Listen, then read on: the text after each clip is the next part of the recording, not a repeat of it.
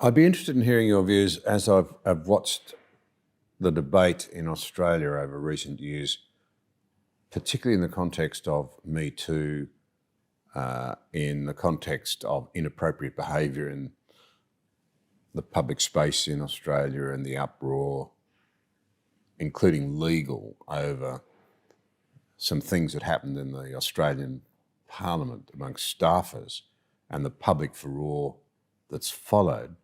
It struck me that it's hard to think of anything that can be so powerful a force for good in terms of deep human engagement with others, expression of love, of commitment, of joy, at the other end that can be so utterly destructive, so demeaning, so degrading, and so cruel. The way in which we conduct our sexuality in an age when people demand complete freedom has often been carried forth without anybody thinking about the potential for good, the potential for bad. Yeah. I think that's true. I don't think there may be no other facet of life for which the extremes are so extreme. Yeah. I mean, one of the mistakes, I think, of the ideology of the 1960s, of which we're all now the descendants, is that because it was rooted so much in a reaction against traditionalism of all kinds, and in particular a reaction against Christianity, and of course Christianity, and indeed all other religious traditions, hold sex to have a very important status, to have a sacred status within marriage and so on. When you have an intellectual movement which is all about reaction against Christianity and a rejection of everything that's come before, which to some extent is maybe not a surprise that would have come out of the Second World War. That kind of enormous reaction against everything that had come before, a sort of complete loss of faith in tradition and culture to date. That does include a reaction against the idea of sex having a sacred status, or sex even having a special status, a unique status of any kind. So I describe this in my book as sexual disenchantment.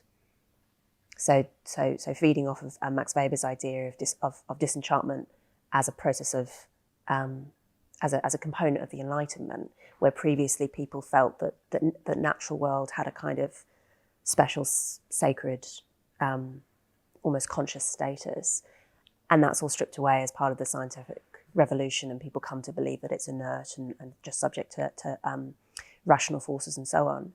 I think sexual disenchantment is the same sort of process, that people used to believe that sex was sacred, was special, and what the new ideology, post-sexual revolution, tells us is, oh no, it's just a social interaction. You can buy it, you can sell it, you can treat it as meaningless. If you want to attach special status to it, then fine, whatever. People can still get married, people can still choose to behave in traditional ways, but the fundamental idea is that actually sex is not really any different from shaking someone's hand, playing tennis, making a coffee for someone, that it has a completely neutral status. People, of course, don't actually act as if that's true. I was going to say. Yeah. No one actually behaves so it's not as if special, that's true. And yet yeah, we're a sex-obsessed society in some ways. Yeah. So the theory is, from the sort of hyper-progressive position, is that, sex can be commodified, porn is just another kind of entertainment, all this kind of stuff. But then no one actually behaves as if that's true. People care if their spouse cheats on them. People care if their boss is sexually inappropriate to them. It's this funny component of Me Too, where on the one hand you have enormous distress at sexual inappropriateness in various circumstances, including particularly in the workplace. So, I, as a journalist, this is obviously something that's been a big deal in journalism. I know a lot of female journalists who, on the one hand, will be enormously upset at, say, inappropriate touching, or being asked out on a date by a senior colleague, all this kind of stuff, which is felt to be completely inappropriate because sex should be outside of the professional realm, you know. But then on the one hand, support the decriminalisation of the sex industry and would say that sex work, so-called, I don't use that phrase, but would say that sex work is just the same as any other kind of work and that we shouldn't be stigmatising pornography or whatever. And I'm like, come on. So sexual touching in your workplace, that's beyond the pale.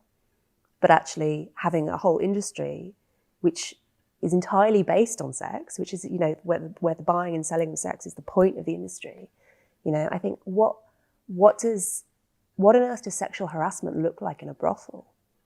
How can you have these? And I think what's going on there is people are trying to hold to the idea of sexual disenchantment in an intellectual way, but actually it's not true. You know, people feel very strongly, instinctively, that sex does have a special status, even if they try and deny it to themselves. And I think that this whole effort to try and pretend otherwise has been an enormous mistake.